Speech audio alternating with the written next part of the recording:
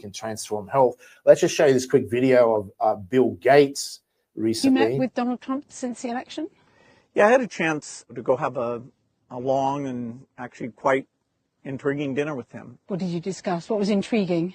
Well, we touched on a lot of things. It was over 3 hours. To my surprise, it was, just he and I, his chief of staff, Susie Wiles, and the person who helps manage things for me, Larry Cohen. So the four of us sat there, and it was quite wide-ranging.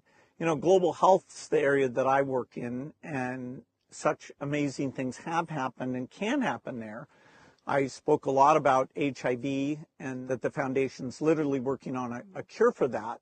We're at an early stage, and so he, in the COVID days, accelerated the vaccine innovation. So I, was asking him if maybe the same kind of thing could be done here, and we both got, I think, pretty excited about that. We talked about polio, where we're very close to getting that done, but if you stop, it'll spread back. And so I explained why it's been tough in Pakistan, Afghanistan.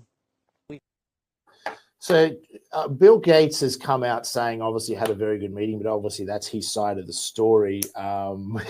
Bill Gates and Anthony Fauci, who, as you know, Biden pardoned all the way back to 2014 before he's even been convicted of a crime, suggests that Anthony Fauci has committed crimes against Americans in the West. Bill Gates is not very popular from what I know, and I think it would be very dangerous if Trump has any real close association to him. Most people want Fauci and Gates in jail, nothing short of that. What's your views? Robert Kennedy been able to make changes, and I can't see Robert Kennedy and Bill Gates working together whatsoever. I cannot either.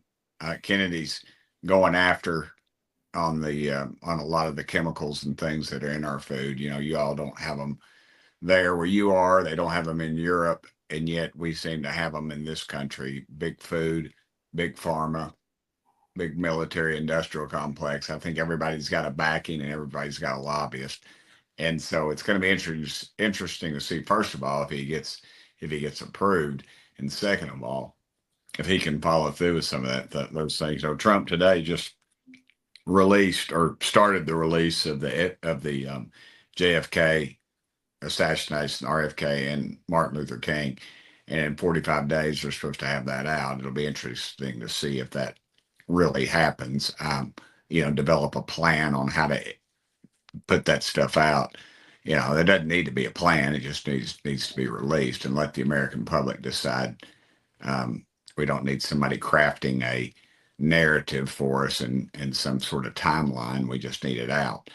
And but I think it shows you the power that both Kennedy has, because that's a huge step, but also the fact that these industrial groups do not want Robert F. Kennedy in that position, and they will do anything to keep him out or neutralize him. And so I suspect there'll be a lot of dirt comes out on him very shortly. That's what I think. And with the Senate has the guts to appoint him, I think they probably will, but he will be probably the toughest one to get out. Yeah, I agree, and I think a lot of people are very optimistic and hopeful. He's a very good man. He's certainly courageous, considering what has happened to his family members.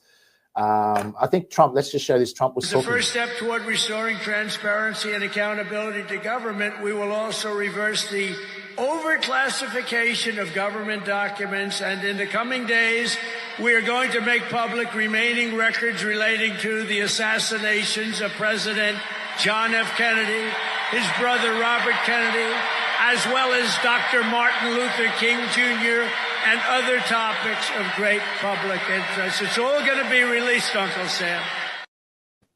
Yeah, so that's exciting to see. I think that's going to be the most important documents people want to see. Just last issue, which is a bit more sensitive one, I know, for American politicians.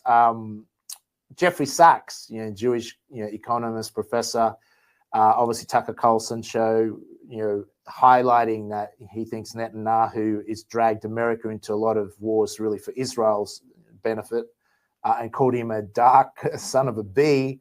And then Trump posted that on his Truth Social. Really surprised a lot. And then Netanyahu,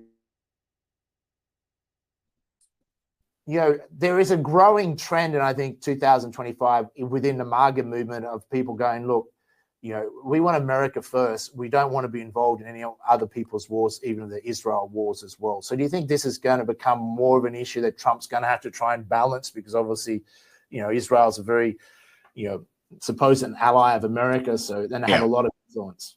Well, they've got a lot of influence in this country. There's no question, but they're Americans that are interested in, just as Americans are interested in Africa and other things. I mean, if you figure the amount we put into Israel this year versus the amount we put into Ukraine, there's no comparison, with Ukraine far surpassing what we've done with Israel. But I don't know what he'll do. He'll use it as a bargaining chip, and if he can get peace to break out and our economy's flourishing, I don't think he's going to need Israel would need all of our support like that.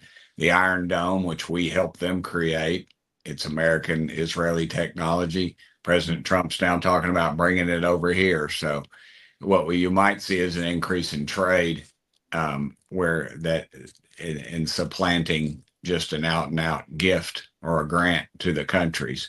So I would think that would be a more reasonable approach.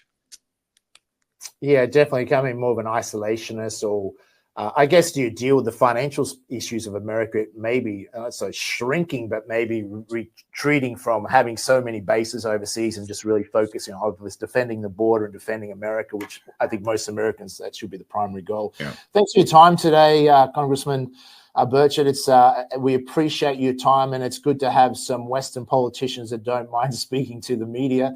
That we didn't see that with the Democrats. So I think that's a sign of a healthy or returning healthy civil society. So we appreciate that, and good luck with the Trump administration and all the good work you're doing. Thank you, brother, and I hope to be back on the show soon.